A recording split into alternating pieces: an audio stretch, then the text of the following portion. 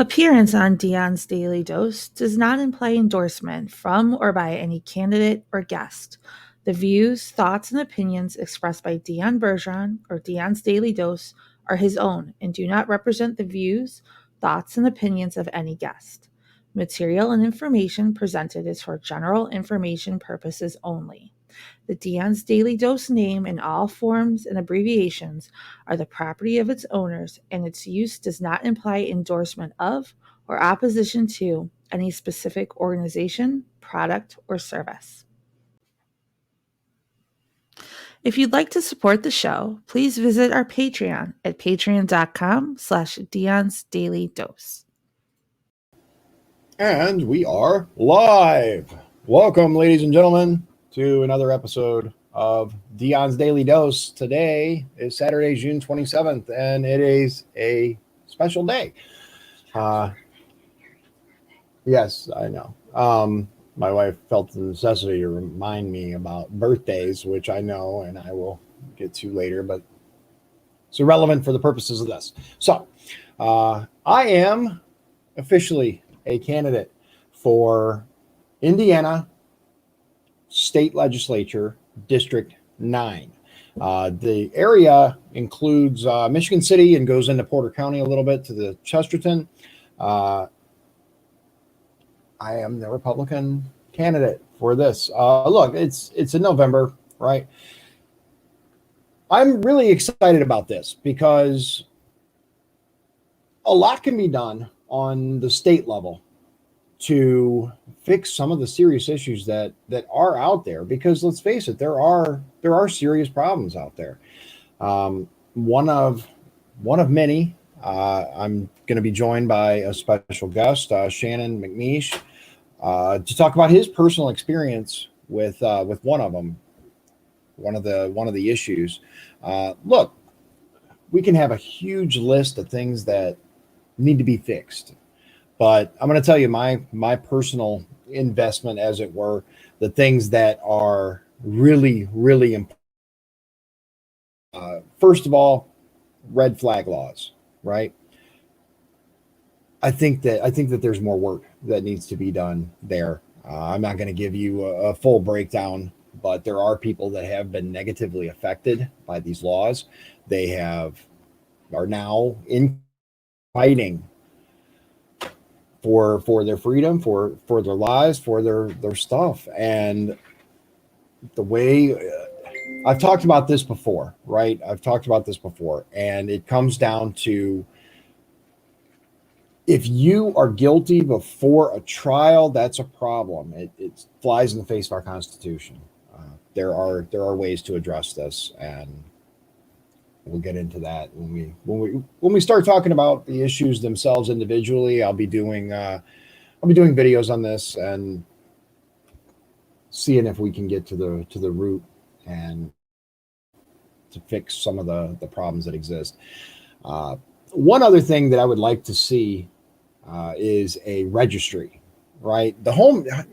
Those of you who have watched me for a while know that the home healthcare industry, direct service providers, is kind of a personal issue for me.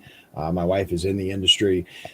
The way that it's set up, I'll do a long video where I go in depth, but essentially, as it sits right now, there is no one gets fired for abusing someone. There's no way to know that, right? The way that the laws are set up, there's no way to track these people. There's no list. There's no red flag law. There's nothing like that, right? They can do it to person after person after person with no real consequences. They lose their job, but there's so many companies and no way to track that. I'd like to see some sort of database. And I think that's achievable. I think that is definitely something that we can make happen. And finally, at least initially, right, we have a very serious problem in this country with opioid addiction. We have people that are dying every day on our streets. The general way to go after this is putting people in jail. There are other countries, and look, no one is saying that we should turn into California where we have needles in the street and we let people do what they want, but there are other ways to address this. So That's kind of where I sit for right now. There's going to be a lot more that's coming up. I have to redo a few things, social media wise, website wise, but this is kind of the official thing here. And I'm going to go ahead and bring Shannon on. He's with us kind of behind the scenes right now. So there he is. Shannon, welcome to the show. Thanks for Hey joining us. Dion, how are you? I'm good, man. I'm good. Thanks for making the time for this. Hey, congratulations on being caucused in for the state rep race. It's huge. Thank you. Thank you. It's really important, especially in Michigan City. We don't see a whole lot of love from downstate up here. We've had many people who run for office and make big promises for the North, and then I'm not going to mention any names. I don't want to alienate anyone, but let's just say that there are people who have run for office, statewide offices, who have made big promises and have not kept those promises. And next thing you know, all the jobs are going downstate. That's kind of where we're at. And I think it's really important that we get some good quality careers up here. We have all the bones of strong manufacturing and stuff like that, but it's actually making it happen, right? So I run a campaign like you're running a congressional race, man. You're going to be the guy that's going to put District 9 on the map. I mean, you can be the voice for Michigan City and North Porter County, and really excited about that. yeah, I'm excited too. I think it's time that if nothing else, we need to see more candidates from all races being a little more transparent and having real discussions with people. You and I spoke before a little bit about how these politicians, because that's primarily what most of these people are, not just here, but around the state for all these offices. They're career politicians, and they're afraid of the hard subjects. They craft their press releases and they send them out, but they don't really have real discussions with regular people about the issues that are going on and what their ideas are to solve them. But I wholeheartedly believe that. I think that when it comes to some of the hard questions, especially with like opioid addiction and where it stems from and where government responsibility in the problem, most politicians are afraid to have that discussion. And that's proof in some of the lackadaisical type legislation we've seen to try to address opioid addiction. And I think that if you're willing to have a conversation about it and you're willing to have a hard conversation about it, I think that you're definitely going to be one of the strongest candidates we have on that issue alone. Yeah, and that's something that we've seen across the board. Is they'll I know that there are some issues with the current legislation and the way that they address the opioid epidemic. They went after the doctors, saying you got to stop writing prescriptions. And look, you have a personal story about how it affected your life, and I've had interactions with it myself. I've mentioned before that I have someone in my family that uh, overdosed on heroin, right?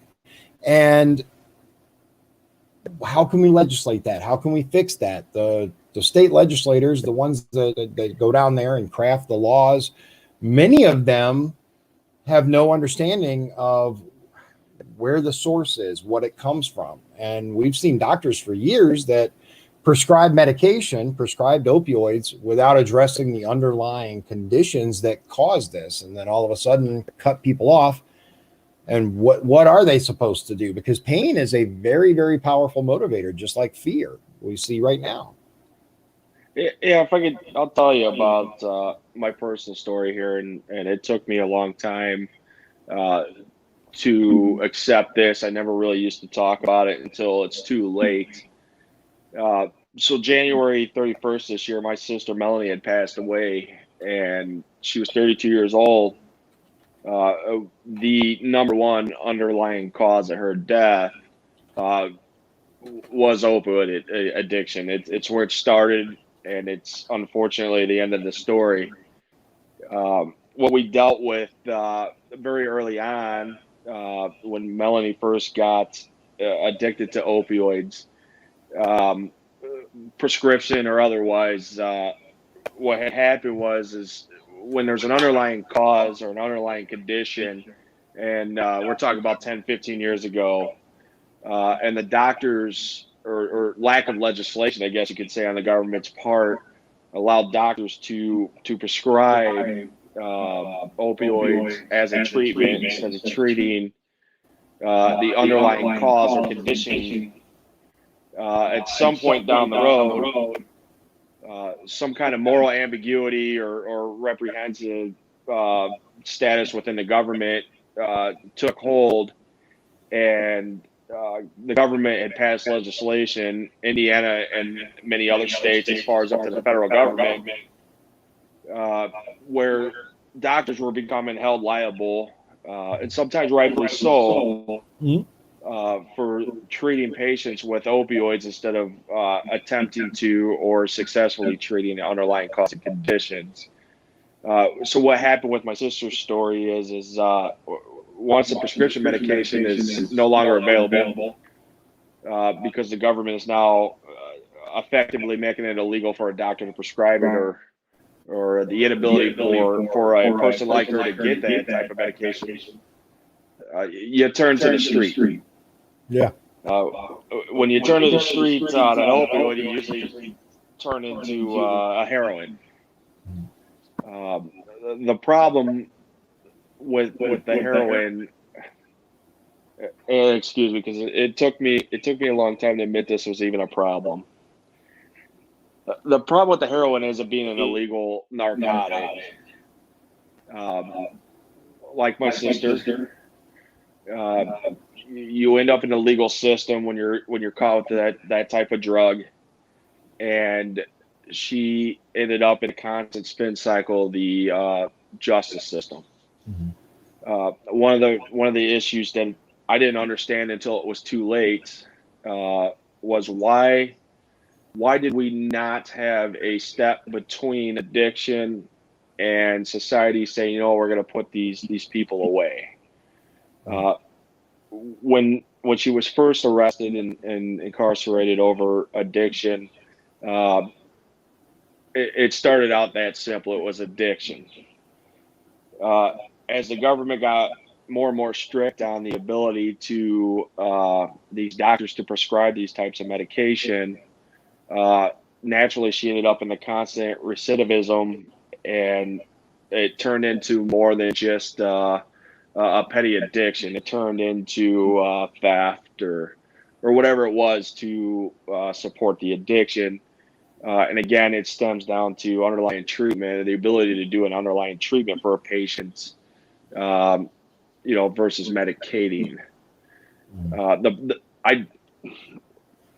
I'm sorry, Dion. One of the things that bothers me the most is not to give a free pass to the doctors and say, you know, we're just going to medicate these people, and that was okay. And it was absolutely not. The problem that I have with the situation was the government at some point had a problem with what they were allowing to carry on. Their answer to that problem was not to have heartfelt or statistical analysis of what the actual situation was. The answer was to threaten, in a sense, medical professionals and say, you cannot prescribe this medication or your medical license and livelihood is now on the line. Now, I understand some doctors, that's probably where we need to go. But what that has done, and not just for Melanie, what that has done is created a much larger problem now with those who are affected with underlying issues that were to be treated with an opioid type prescription, who now can no longer be treated by a doctor. At that point, they have to turn to a illegal source for that. And what I saw was Melanie end up in a years long, and I want to stress years long, spin cycle within the criminal justice system. And I think as a society, we failed her, and I'm sure many others like her, by not attempting to try to help that condition, but to continue to lock her up in the legal system.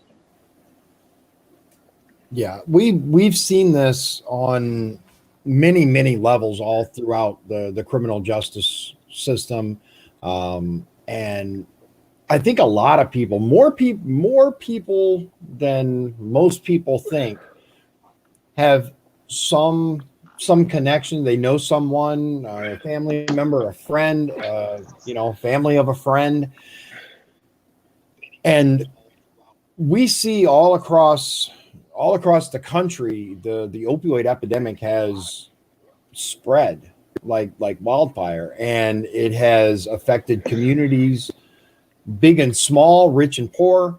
It crosses the racial divide. It crosses the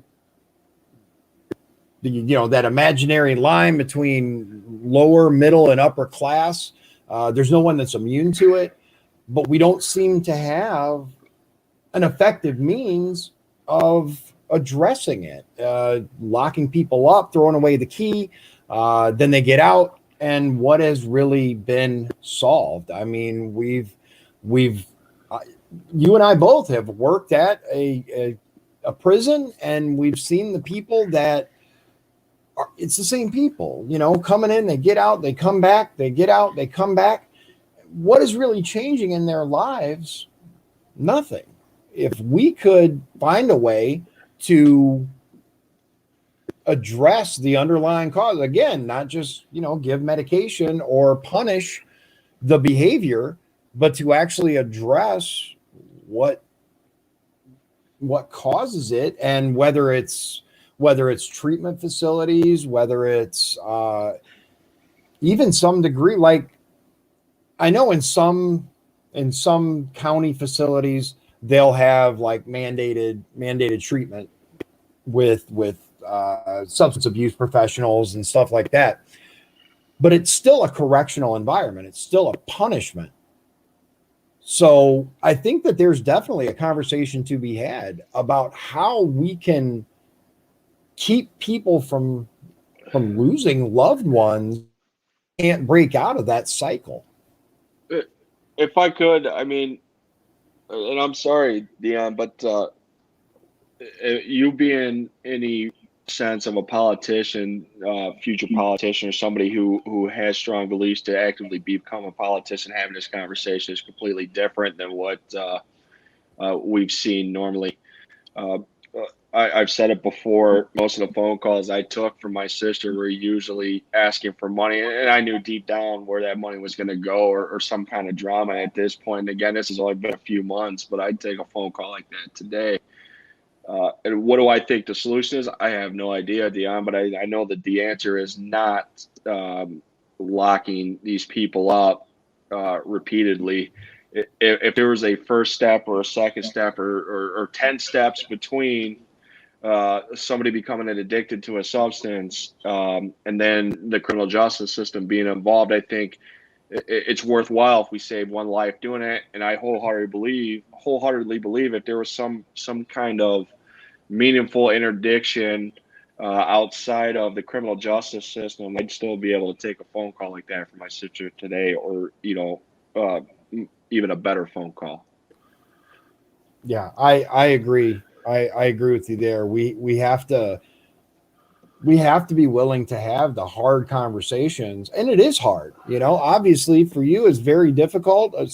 We all appreciate you, taking the time and dredging up something extremely painful. If something good can come of it, I believe it can too. I believe that the first step is actually being willing to talk about it and to address the problem.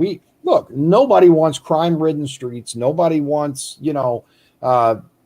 people that are not punished for real crimes. But I think we can all agree that your standard recreational drug user isn't in it for the crime. And I'm not talking about marijuana. I'm talking about the opioids, right?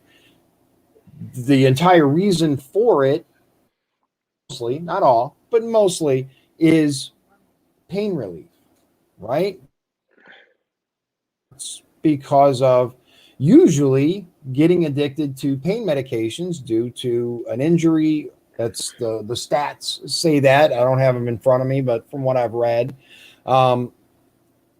rehabilitation, right? Like Ryan says here, Ryan brings up, I think increasing the use and relevance of the drug courts, which focus on rehabilitation and less punitive solutions, will help in the long run. And I think you and he are on the same page there. We just taking someone who is trying to relieve pain and ultimately gets addicted to medication, drugs, whatever, and saying, oh, well, you got to spend 6 months in jail or a year in jail or 30 days or however long, right? And then nothing gets addressed in that time. It's that, that holding on just long enough until they get out. And then when they get out, it's back to the exact same thing. Whereas if we could address the addiction, whether it's via a treatment facility, whether it's there's ways, right? There have to be ways.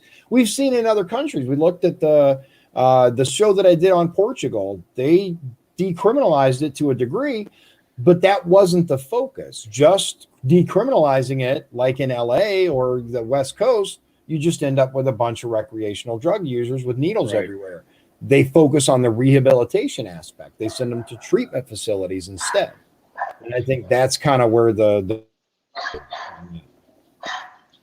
So one of the things, I'm sorry, my dog is barking here. Hang on. That's fine. One of the things that I find very interesting. It was a squeaky toy. It shut her up. I thought it was the dog. I was like, holy cow. Anywho, one of the things I find very interesting and also troubling is some of these policies that they put out on the West Coast, and they're out there. You can read about them. Providing facilities for addiction to take place, that's one, not only funded by a taxpayer, but two, it's not addressing the underlying condition here of the addiction. You're enabling on the West Coast alone, they're allowing the ability for these people to continue down a destructive path, but nobody seems to be having a heartfelt conversation about how to address it. And we're not talking about just physical pain. A lot of people turn to an addictive substance for mental pain, emotional pain, and so on. And I think society has kind of pandered that idea that, it's illegal. We don't want them on our streets, and we don't want to see it in everyday society. So the best place that we can put them is in a county jail or a state facility or so on. Yep. But again, I think one life saved is worth all the money in the world versus locking these people up and shunning them away. Mm-hmm. I can tell you firsthand, I know the end of the story every time. I learned the end of the story this year. Us putting them in a criminal justice system is not the solution. It took me a long time to admit that this was a problem in my family. For many years, I was embarrassed by it. I've entertained political aspirations prior, and one of the things that was always in the back of my mind was, what if this came up? When I started talking about it in February after my sister had passed away, one of the things that I had learned, Dion, was that if you put 10 people in a room, you're going to find 8 or 9 people that have the same story. Fortunately, they don't all know the ending at this point. I think we can do something about that. Unfortunately, my mother and I know the ending. Yeah. And it's heartbreaking. It is to lose people to something that I feel can be fixed. It can be addressed. It's needless, right? And it's born of the war on drugs. I've talked about this before. I'm not going to, go through all of that, but it's an unwinnable war. The stats show it, the numbers show it, people show it. We've taken the same approach for all these years, and what do we have to show for it? We have broken families. We have, tearful, explanations of what has happened. with no solution in sight because we keep doing the same things. So Dave asked, would this Portugal solution work here? The realistic answer, Dave, is I don't know. It's worth a shot. I think trying anything almost at this point has to be better than the same recyclatron, to quote a video game, that we've been seeing, right? It's the same cycle over and over. And you're absolutely right. It's not just physical pain. It's mental, it's emotional, and it's an escape. Ultimately, that's what it comes down to, is an escape from whatever type of pain. Yeah. And in order to truly address the underlying cause, I think we definitely have to do some research, but I'm not talking about getting these committees together and spending, 2 years and hundreds of millions of taxpayer dollars on looking at this versus that versus this. We've done all that. All these studies are already done. What's needed at this point is someone willing to have the tough conversations and someone willing to say, yeah, I'll put forward the bill, right? It's not happening now. No. Politicians are afraid to have this conversation. I don't understand why. Are they not exposed to this in their personal lives, or are they afraid to admit it? And again, like I said, it took me years to admit that this was a situation in my family. Mm-hmm. And by the time I was able to admit it, it was too late. But we need to change the stigma. This affects a huge number of our families. We need to have this conversation. You're 100% correct. There's a stigma associated with it. Many people don't want to admit, I know someone, I have a family member, I have a friend, I have whatever.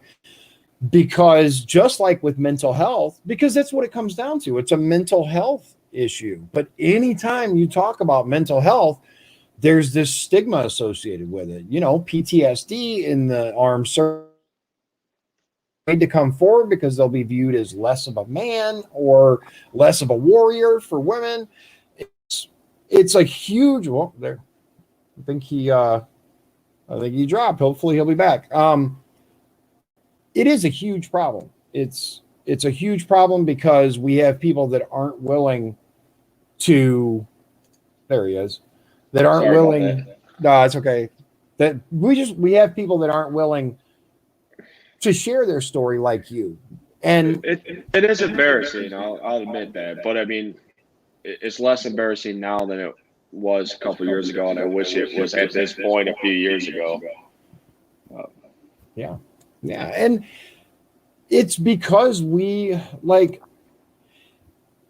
and this is just my take, but one of the things that we've seen, especially with the advent of social media, right? Before social media, we kind of knew that everybody had problems. Everybody kind of dealt with the same stuff we did. But social media is such a snapshot of the best parts of people's lives that we kind of forget that these people have problems too.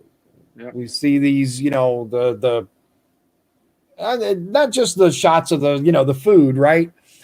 But the happy family events, I just redid my kitchen. I just bought this. I just got that.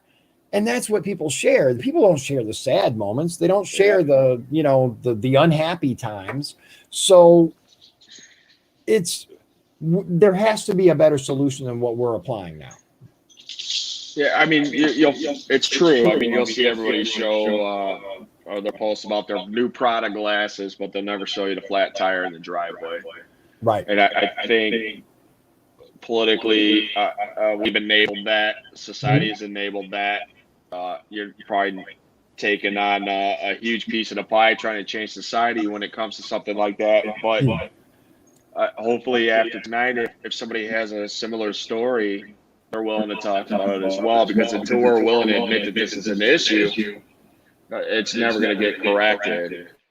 And Dion, I wholeheartedly believe, as state representative from District 9, you could take this fight down to the state house. Mm-hmm.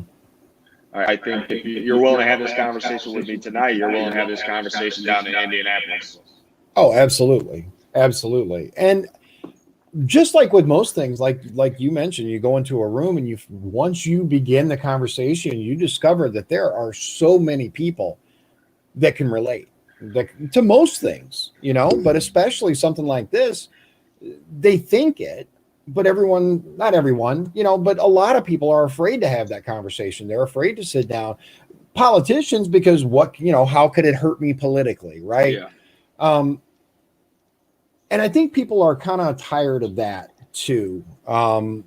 Stop worrying about how, your reelection and start worrying about fixing what's wrong now. So that's kind of where I come from on that. And I think there are a lot more people out there that just want straight talk. They just want someone that's going to go, okay, so what can we do? Right? How can we fix it? And I think a straight punitive approach, go to jail, serve your time. It's not solving anything. It hasn't corrected the issue. Right. So let's deal in hypotheticals for a moment. Let's take all these people that are arrested, especially the first time arrest for a drug offense. I think you mentioned before, didn't you, that it would actually be cheaper to do therapy? Well, how did you put it? Like 70% cheaper? When she passed away, I had all these stupid questions. You went through the whole steps of grief, right? One of the things I did is I researched how did I fail her, or how did we fail her as a society. And I will find this for you, Dion, and send it to you here in the next day or two. I read a reputable study that treating a first time or second time offense versus incarcerating them was 60% more cost effective to the taxpayer versus putting them into the legal system. How do you do that? I'm not 100% sure on that. If it takes court mandated treatment that's 6 months, a year, whatever it is, you start to kind of get into a constitutional thing at that point. But I think the conversation is worth it. If one, we could save a life doing it, and two, if it's a more cost effective and a more successful approach than locking people up. Yeah, we know, right, that people respond, and I'm talking about the voter, right? The people ultimately who make the decisions about who goes down to represent them. They vote with their heart, but they also vote with their wallet. We know that the current way of doing things, everyone up, is incredibly expensive. It's astronomically expensive. It's one reason why Indiana has been, privatizing certain things to do with the prisons, right? Because it is so expensive. If we could actually help to solve the problem, no one's saying it'd be wiped out overnight, but if we could actually take active steps to solve part of the problem and it costs the taxpayer less, I don't see a downside. I don't either. If putting somebody into a mandated treatment program, not just opioid addiction, but any type of drug addiction, and we had a 5% success rate of rehabilitating these people, I think it's worth it. And then on top of that, if you have a 3% reduction in the cost just by doing that, that's another avenue to take a look at. In the United States, we incriminate more people than any other Western civilization. And I think you might have a better idea of it than I do. How many people do we incarcerate just on a simple drug offense instead of spending the money or the time and the heart to try and help these people? Not everybody can be helped, and I understand that. And I wouldn't ask for a taxpayer to consistently waste over a lifetime trying to to change a life that doesn't want to be changed. But if there's one of them out there that we're successful with, then it's worth it. Yeah, I wholeheartedly agree. I mean, ultimately, the prison system, the correctional system, it isn't just for punitive measures, right? It's supposed to be for rehabilitation. It's supposed to teach people how to live. This is what you did wrong, right? We understand that. Yeah, you're going to spend time, but during that time, the purpose of it is to get them to understand and learn how to live a law-abiding life. Yes. And if we don't address the problem that got them there in the first place, then it's going to be recidivism over and over. Dave says, I've got a friend in jail for 30 days. Chances are she'll lose her job when she gets out. Just adds to the problem. Absolutely. That's the other thing, right? Even these short-term sentences, and there's a whole other thing we can talk about when it comes to, the bail system and people who can't afford lawyers and all of that's a whole other subject. But let's assume they have all the best going for them. They sure serve a short sentence. Most jobs are not going to hold your position while you serve time in county. It just doesn't happen. That brings up an interesting question for you, Dion. So we're surrounded by states, and not to get too far off the topic here, but we're surrounded by states that have decriminalized marijuana. Some have legalized it. Yes. It's never really been a conservative idea to follow that. Right. But I will say probably the everyday reasonable conservative looks at, is it worth the money that we're spending to combat this versus being a simple citation or fighting a much larger problem. With that being said, I worked at Westville Prison 2008, 2009. And one of the things I always talk about when people ask me about criminal justice within the prison system, I said, it was incredible how many people that I met, without getting too far into their history, who were incarcerated for something like marijuana. I don't use the stuff. I don't condone the use of the stuff. But if the money we spend on combating something like that, if we were to refocus that on rehabilitation for drug addiction, you think we might have a little more success at that point? I do. Like our criminal justice system is a little outdated. Oh, absolutely. And there's definitely a conversation to be had about that as well, because look, we've got Lake County. Lake County admitted it isn't that we don't want to enforce the law, but there's such a huge influx of it coming from right next door. We're, especially here in Northwest Indiana, we're right between two legalized states, right? We got Michigan and Illinois. We've got the little strip right here. It's different in Indianapolis, right? They can talk all day in Indianapolis about, you have to make sure that you enforce the law and da da da da da. But when you have so many people that just drive a mile and a half across the border into Illinois, buy something, bring it back. I had a discussion with someone that was like, okay, it's all over the schools. Okay. It was all over the schools before Illinois legalized it, before Michigan legalized it.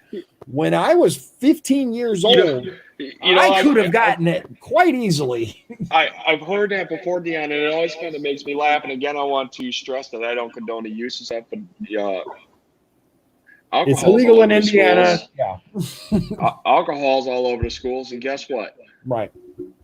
So I would rather see the millions in the state of Indiana and the billions in the federal government that's used to combat something like marijuana be used to rehabilitate the harder drug addiction.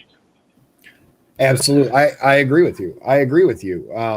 The the war on drugs is really, and let's call it what it is. It's a war on the poor, because those who have the money to recreationally, I'm not talking about dealers, I'm talking about recreationally use whatever that drug is, and they get caught, people with money have the money for lawyers, and those charges go away. Yes. Because there's no motive for the government to prosecute those people. The motive is for the dollars that are spent, right? And that's something that I'd like to get more in depth. What has the war on drugs cost us, and where's the motivation for it? I've heard from police departments that say, no, we don't want to legalize marijuana because then we lose tons of federal dollars. I mean, you can read about it. I mean, it's a very public opinion that comes from politically connected individuals. Okay, so the problem that we have at that point is now we are criminalizing a portion of society for $1, when we could be focusing resources on meaningful reform in people's lives that will make a difference. It doesn't matter what it is. If it's educating people to understand how to operate as a productive person of society, instead of choosing a life of heroin or further, or if it's used to rehabilitate criminals within the criminal justice system. We got to stop locking these people up.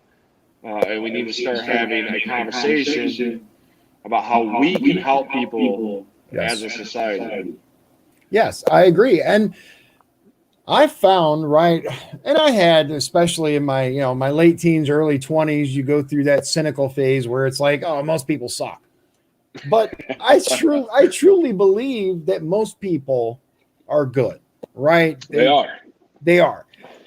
And I think that most people want to help other people. They want to help people find the right path, but they have no idea how. Our government gives us, this, oh, you do this, or you should do that. You should believe in this. You should believe in that. And that's a whole other discussion about the media and all of that. But ultimately, I think that if people are given the right information, accurate information, and can be shown, look, if we were to do this, I think it would help tremendously. I think most people would choose to do that. So let me ask you this. You remember Nancy Reagan's "This is your brain on drugs"? Oh my God! The more that you know. Right. So I remember growing up, and I'm for the audience here. I'm going to be 32 this year, so I'm well into the millennial phase. But I do remember the teenage kid sitting on a couch melting like a fried egg. Right. This is your brain on drugs. Right. What did I learn from that? I didn't learn anything from that. I just remember Nancy Reagan's video about the kid melting on the couch like a fried egg. Yep. Was the DARE program effective? If it saves one kid, I think it is. How do we move that beyond the K through 12 system and into mainstream adult society when people are affected with these problems? Does that mean that the DARE system is completely portable into society outside of the K through 12 system? Probably not.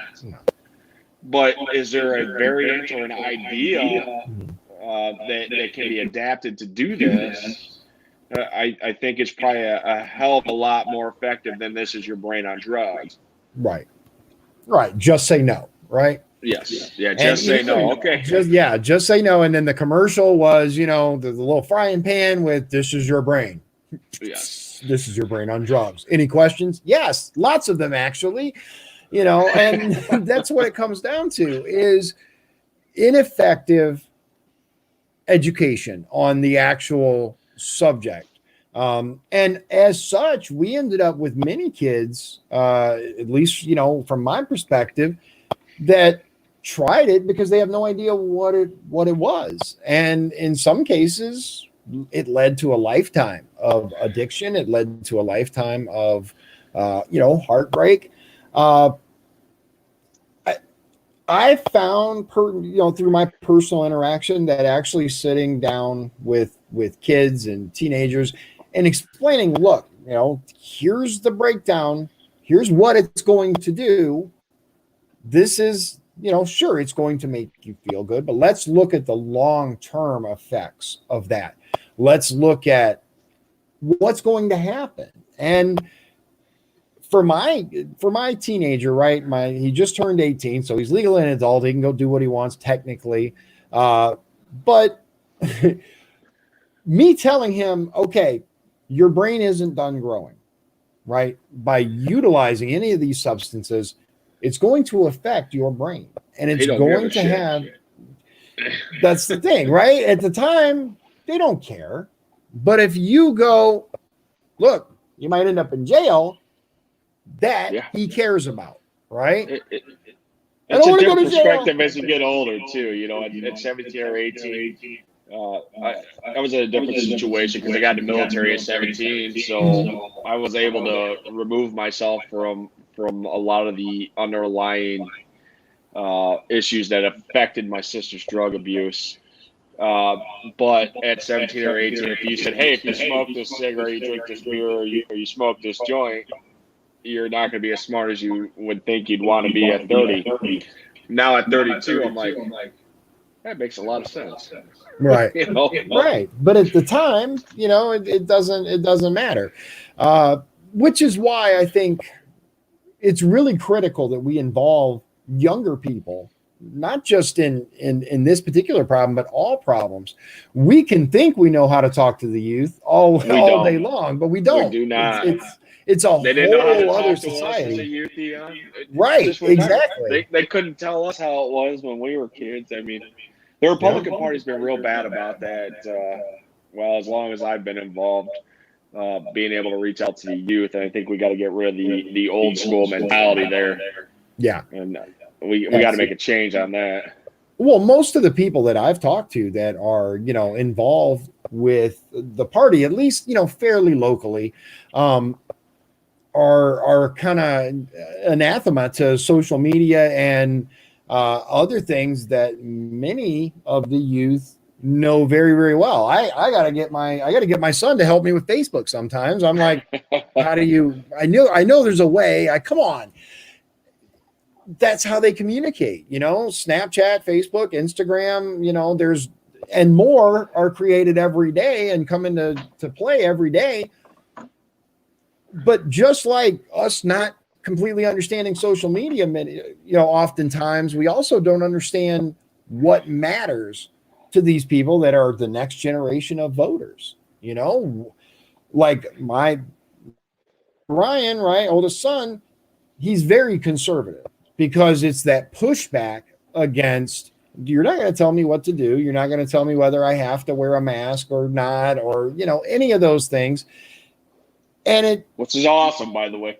Yeah.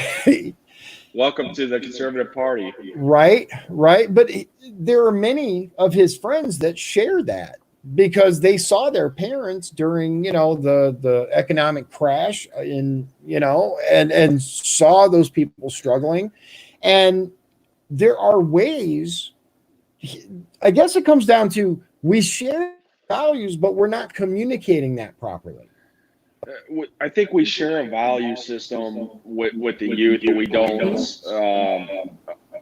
understand the bridge between. Right. And a lot of times they look at like my generation as a conservative, being 32, as having a closer relationship to someone like your son's age. I'm going to tell you right now, I have no idea.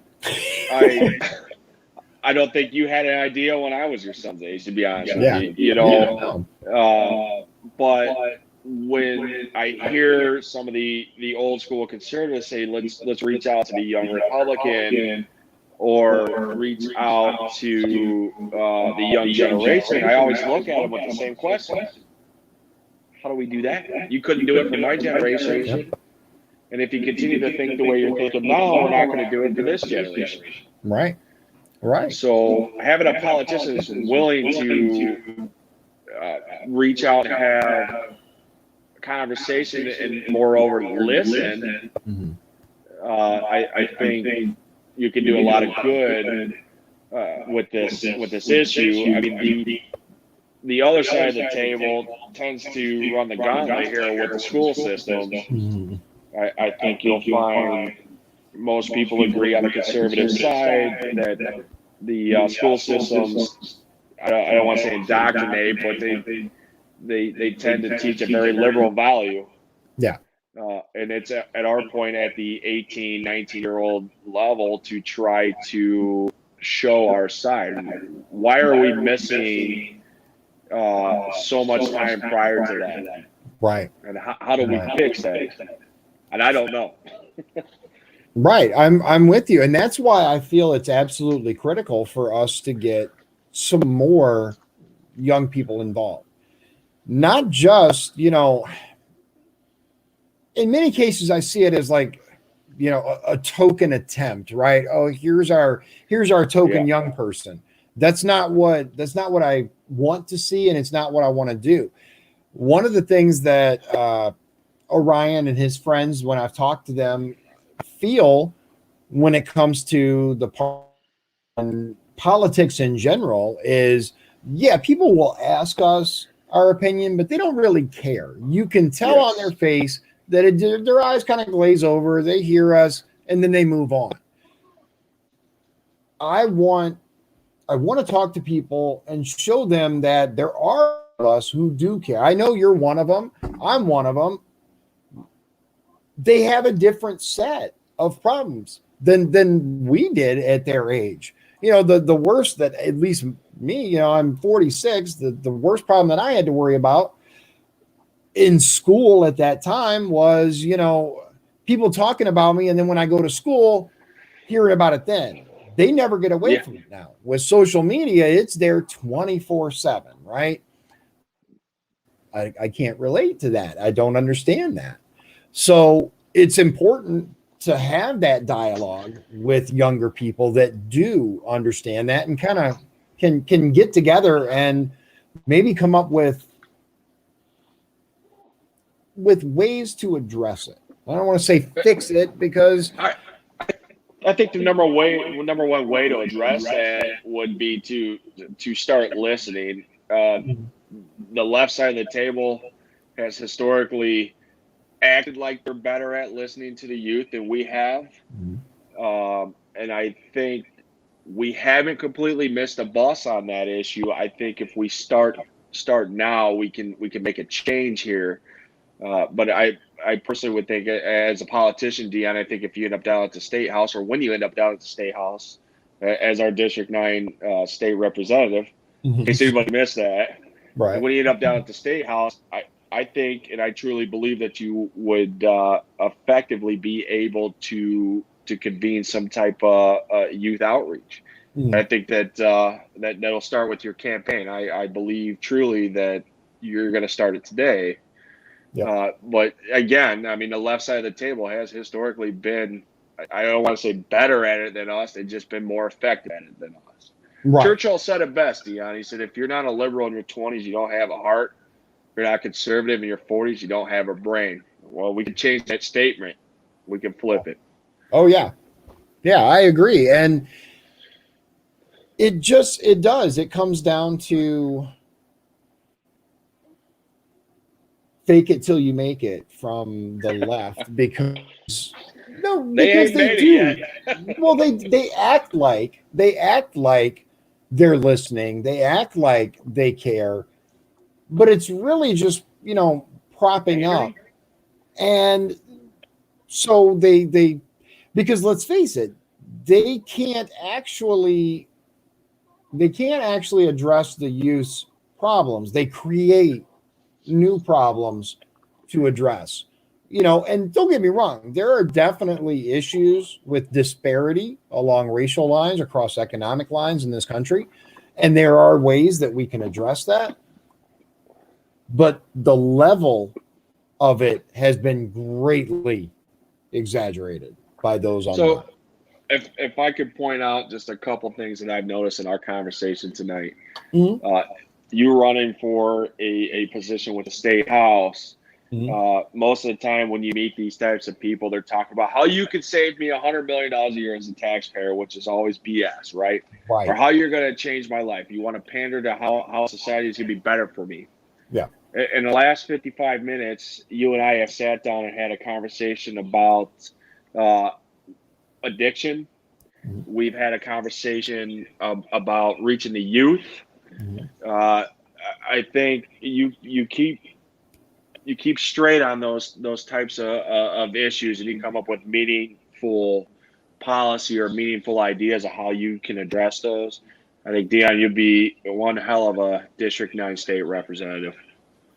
Well, I appreciate that, man. That's ultimately that's my goal, because we see all the time these people that, like you said, will tell you, "Oh yeah, listen, we're going to do that, and I promise if you elect me, you'll never have to worry about smoking generic cigarettes again, because you'll save so much money, you'll be able to buy name brand Yes. every time." I mean, yeah, we Never happens. Never right, happens. And right, you're talking about issues and topics that those type of politicians would happen to be the ones we have in the state house now continue to talk about. Your opponent's going to come back and tell me how she's going to make my life better, or so on. And you know what? Making right. my life better, you're not going to bring my sister back, but you might save my neighbor's sister. So that's making my life better. And I think you're going to be the guy for that. Right. I And appreciate that, man. I look forward to in the future having more conversation with you about this and seeing how we can collectively come up with some ideas of how we can address this. And most importantly, you could take this down to Indianapolis. Absolutely. Absolutely. That's one thing that I've always at least tried to do, is maintain open dialogue. And it's important that we hear from both sides. You and I have talked about that. I haven't, dropped that yet, but I've mentioned before on the show that I'm going to have a lot of guests on. It's because how can we address issues without hearing all sides? How can we fix things that are wrong unless we're willing to listen to people? People may have terrible ideas, right? They're going to come and they're going to say, do this, right? But unless you listen to them, you won't know if it's a terrible idea. You won't know if it's a good idea. So, and many times when I have, at least me personally, when I have been courted by politicians, it's happening now, right? I'm a delegate. Oh, we lost him again. Hold on. We'll give him just a minute to come back. Dave says, can you get Portage annexed into District 9, please? Well, unfortunately, I don't think so. Oh, look, Dominic. Hey. So I think it just comes down to having an open dialogue, right? Being able to talk to people on both sides of the aisle, being able to listen and understand. We're not going to agree on everything, of course not. But I'm going to tell you, and this still maintains true to this day, we agree on far more than we disagree on. We all want the same things. We just have different ways. We have different beliefs about how to go about it. There he is. Twice in one show ain't too bad, right? Yeah, there you go, man. Third time's the charm, right? So I'm going to leave you on this here, Dion. Congratulations on being caucused in successfully to District 9 to run as our state representative. I'm willing to help you as much as I can. I think there is a lot to be said about your delegates in your area and your committeemen in your area and committee women who had the confidence to nominate you as their representative. And I think if we can continue to have a meaningful conversation like this, I think you're going to be the one that affects change, not only in District 9, within the region, in the state of Indiana. And I want to congratulate you on that. Thank you. I appreciate it. The hard work starts now.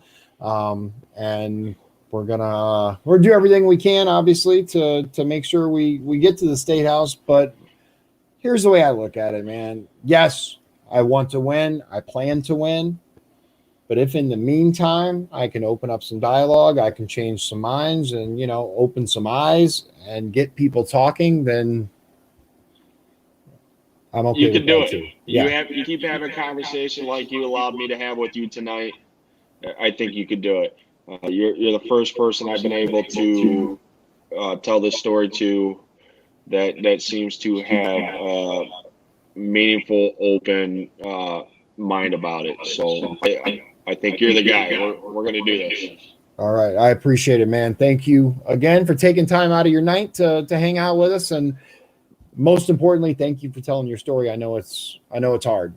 Thanks for having me on to tell the story, and thanks for allowing me to take up some of your time here.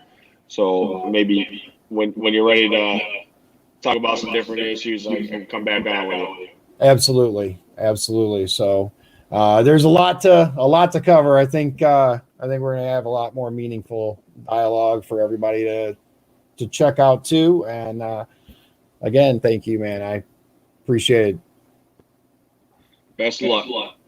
Take care. So that's it in a nutshell, right? District 9, going downstate, right? I got some cool pictures, by the way, when I went down to do my paperwork. So there's a story there. I'll make it real short. So I had to go down to the state house to file the paperwork because there's a specific form that you have to file in order to get caucused in, right? I was reached out to get caucused in because they felt that I would be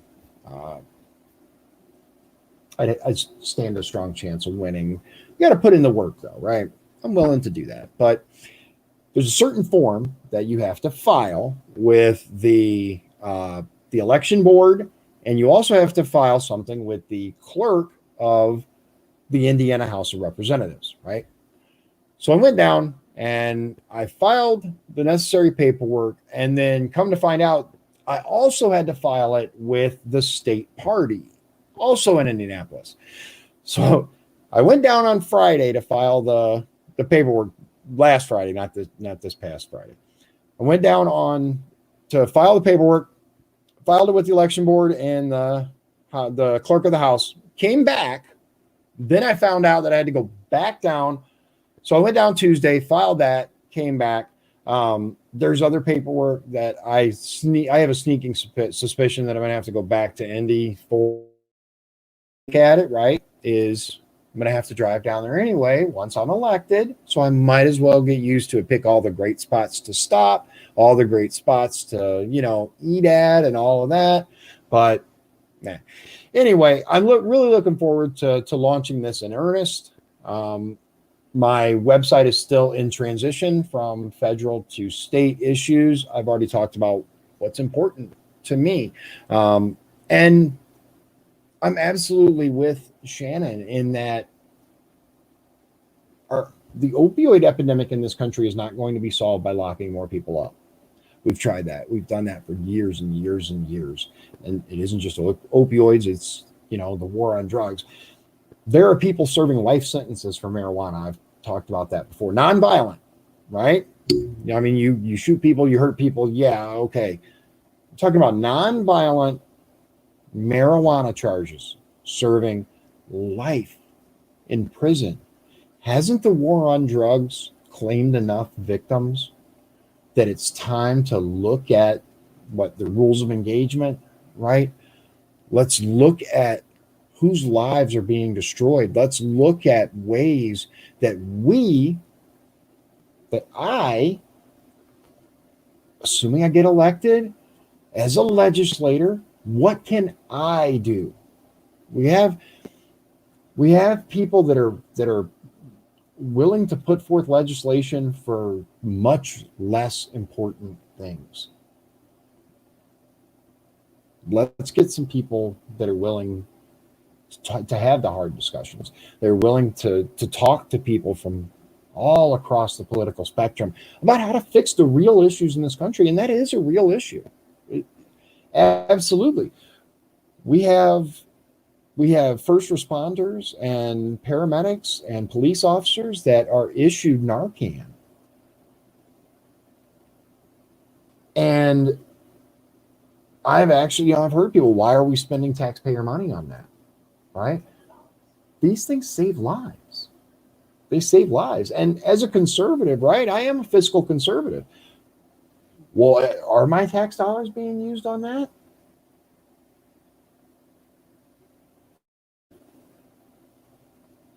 In many cases, they're donations. And we can dive into that, but ultimately it's a life, right? So then it's like, well, how many times should people be brought back?